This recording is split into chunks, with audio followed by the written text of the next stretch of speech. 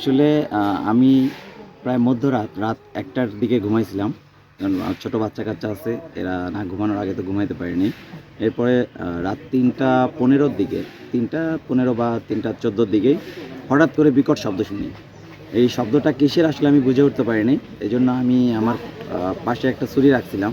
যে যদি কখনো কোনো ধরনের এই ধরনের হয়, ইনসিডেন্ট হয় তাহলে তো নিজেকে মানে প্রতিহত নিজেকে সেভ করতে হবে।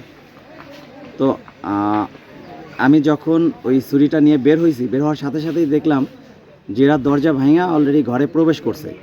সেটা সংখ্যাটা ৪-৫ জন। মানে আমি তো ওই সময় আতঙ্কিত ছিলাম। তো নিজেকে বাঁচানোর জন্য যে এতগুলি লোক ঢুকছে, এখন নিজেকে বাঁচানোর জন্য আমি ১ম এই এদেরকে কোপ দিছি। তো এরাও আমাকে সাথে সাথে কোপ দিছে দেশীয় অস্ত্র-শস্ত্র দিয়ে। তো ২ জন আমাকে কোপ দিছে আর আমি কোপ দিছি। তো যা হোক এদের কোপটা আলহামদুলিল্লাহ আমার গায়ে লাগে নাই। তো আমার কোপটা একজন ডাকাত দলের সদস্যের গায়ে লাগছে। লাগার পরে আমি আবার ২য় বার কোপ দেই। সেটাও লাগছে কিনা আমি নিশ্চিত না।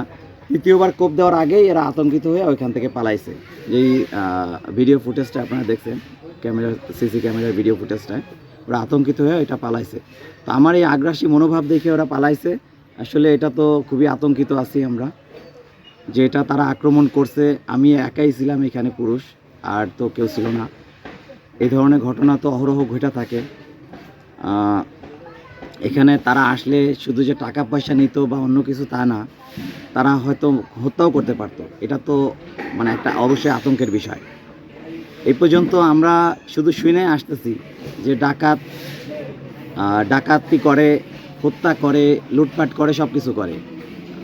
শুধুমাত্র হয়তো আমার এটাই ব্যতিক্রম হয়েছে যে এখানে আমরা মানে বাড়ির মানুষ কোনো রকম আক্রান্ত ছাড়াই তাদেরকে আমরা আক্রান্ত করতে পারছি এবং তারা সেই আক্রান্ত হয়ে ভয় নিয়ে পালাইছে।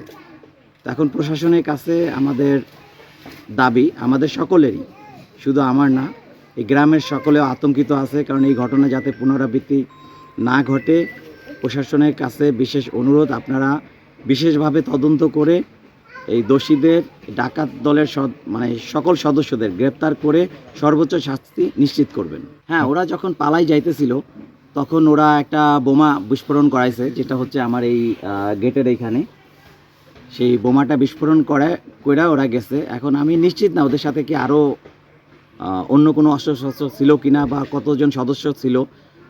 সিসিটিভি ফুটেজ দেখা ওইখানে নির্ধারণ করতে পারছি ওরা ৭ জন ছিল এবং ওরা যখন ঘরের দরজা ভাঙা ভেতরে আক্রমণ করতে ঢোকে তখন ওইখানে ৬ জন ঢুকছিল ওরা ঘরের মধ্যে।